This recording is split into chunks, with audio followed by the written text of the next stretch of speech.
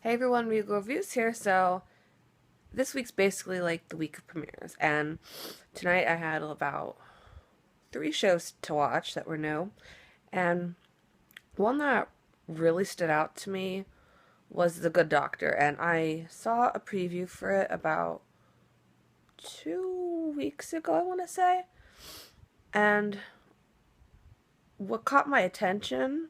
Now, to keep in mind, I had no idea what this show was about when I saw the trailer. What caught my attention was the fact that this guy was flapping his hands and his fingers were moving really fast. So I'm thinking, oh, he must have Asperger's like I do. And sure enough, it's about a doctor who has autism. So I'm definitely hooked. I was so excited for this show. I think it's about time people with autism get representation in the media. And I'll probably be making a separate video discussing that later. But right now I wanted to just do a quick recap on tonight's episode, The Good Doctor. So it's about Sean Murphy. He's a very gifted doctor who happens to have autism, and there's this big board meeting about should they hire Sean or not. And what was fascinating to me is that I don't believe that they would be having this meeting if they hadn't heard that he had autism, because he's very gifted. He can figure stuff out and solve problems quicker than anybody else. But as soon as they hear the word autism, they automatically assume that he's not capable of adapting to his surroundings and not capable of doing the tasks that the other surgeons can do. And he can, he just does it a different way. And we see that in the beginning that Sean lives in a house by himself, and he has things. We didn't get a good look at his house, but from the glimpse I saw, he has everything neat in his room and everything's organized and everything has to be a certain way, and that's how I am. Everything has to be a certain way for me. And there's this accident where he goes to where this sign falls down and glass shatters and shatters on this boy. And there's this other doctor who stepped in right away to help him, and Sean immediately recognized that he was doing it wrong, and the other doctor was, he didn't know Sean was a doctor, so he's just thinking this is some guy telling him he's doing his job wrong. So I don't really look down on the other doctor for that, because he just thought that was a regular civilian and didn't know what was going on. But Sean pointed out, because he's a little boy, the accident victim's a little boy, he has to treat him differently. And Sean's looking around trying to save this little boy's life, and he goes to security to try to get a knife, and security's suspicious. And if I was security, I would be a little bit suspicious myself if somebody was asking me for a knife. But he's asking for a knife, and he's telling them that this is an emergency situation. I'm here to save somebody's life. And he grabs the knife and runs, and they tackle him. And I'm like, oh my gosh, I'm wondering how he's gonna react. And he just did nothing while they attacked him. I was surprised. But the mom of the little boy said, he's to let him go, he's saving his life. And sure enough, everyone's impressed around him when they save his life. And he they take him to the hospital, and the security guard won't let Sean in the hospital. They think he's weird and everything, and because he doesn't have a hospital ID, they won't let him in. And Sean, when you have autism, you have a special gift that you have a very good memory, and Sean was able to memorize the layout of the hospital, trying to figure out a way in. And sure enough, during the hospital, when they're trying to save this little boy, Sean recommended an echocardiogram, And they were wondering, well, why should we do this and everything? And sure enough, during the surgery, they think maybe we should do an echo. And they go and get Sean and realize that everything they told them was right. So they didn't believe him at first, but now they're starting to say, hey, maybe this guy knows what he's doing.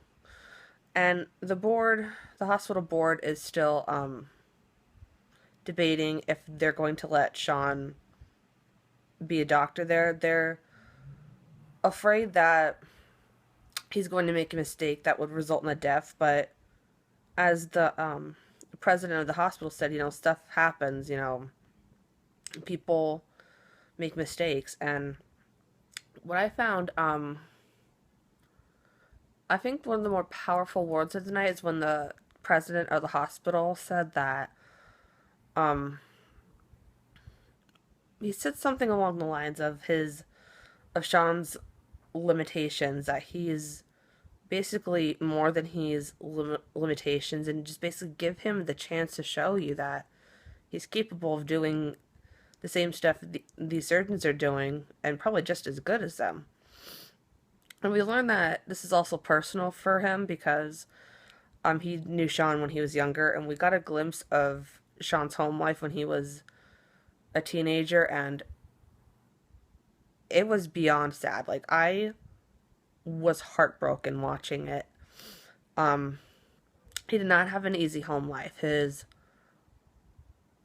gonna cry. It was so sad. His father hated him for who he was. He couldn't understand why his son was so different. This was apparently the third school that Sean was thrown out of because I guess they didn't know. They either didn't know or they didn't want to help Sean with autism. I'm not even sure at that point he got an autism diagnosis. Um, so Sean's father's yelling at him. He's yelling at his wife and pushing her around, and Sean's brother steps in and tries to protect Sean from his dad. And Sean's just really quiet during this. I have to give him credit because I'd be scared as hell. And he's petting this bunny, trying to calm down. And, pet therapy works for people that are nervous. And the dad grabs the bunny and throws it against the wall. I'm like, I threw up a little when I saw that because I felt bad for the bunny because obviously I knew that bunny was a goner. And second of all, I'm like, how heartless. I mean, that he was a son of a bitch for doing that to his son. That I've never, like, I don't understand why people are so close-minded and cruel and don't accept others just because they're a little bit different than them. So Sean and his brother see that their home life isn't great, so they run away, and before that they try to see if they can help the bunny at all. And the vet, or the doctor, who happens to be the president of the hospital, says that he can't save him. And Sean's visibly upset, and rightfully so. That's not an easy thing for someone to go through, that your one parent just killed your pet in front of you. And we really got to see how his brother had an impact on him. His brother helped take care of him, and we've seen that his brother actually gave him this present. I believe it's a knife or something. We saw Sean fiddling around with it, like he was taking it in out of a blanket, like he's taken good care of it all these years, so obviously it's meant a lot to him. And we see Sean during the episodes ruffling with his hair. Like, he styles it neat at first, but then he ruffles with it, and we don't know why, and I didn't even pay attention to it. But we see that Sean's brother used to ruffle his hair. And what I found interesting was when the meeting was in recess, Sean was eating dinner or lunch, whatever, in the cafeteria, and one of the doctors who doubted him, but she was a bit more friendly to him. She tries to make conversation with him, but she's finding it a bit difficult. And Sean asks this. He says, "Why were you so rude to me the first time I met you, but now you're nice to me and now you want to be my friend? Which time were you lying?" And I couldn't believe Sean said that because I agree with him. I really cannot stand it when people are mean to others at first, but then they see, oh, they see how great this person is, and then they like try to be their friends and everything. When we realize how accepting they weren't to them, and I just really don't like fake people.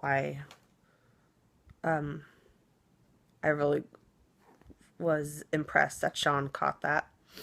And then there came the moment of truth when the meeting was ended, and one of the board members said they want to hear from Sean, and Sean was talking about his rabbit and his brother and saying that how he couldn't save them, but that basically he can save lives in this hospital, that he can do this. And they actually end up hiring him, and I love this show. I think it's great representation of autism. We finally have a character has um who we know has autism. We've seen characters on different TV shows who've had characteristics, but never have openly said that this character has autism. So I'm definitely in love with this show. I definitely will be watching this every Monday and live tweeting. I definitely recommend The Good Doctor to others who have autism and families of autism and even people who want to know more about autism. If you want to catch The Good Doctor, it is on Mondays, 10 p.m. on ABC. I hope you guys enjoyed The Good Doctor and I hope you guys enjoyed my recap. And until next time, stay regal.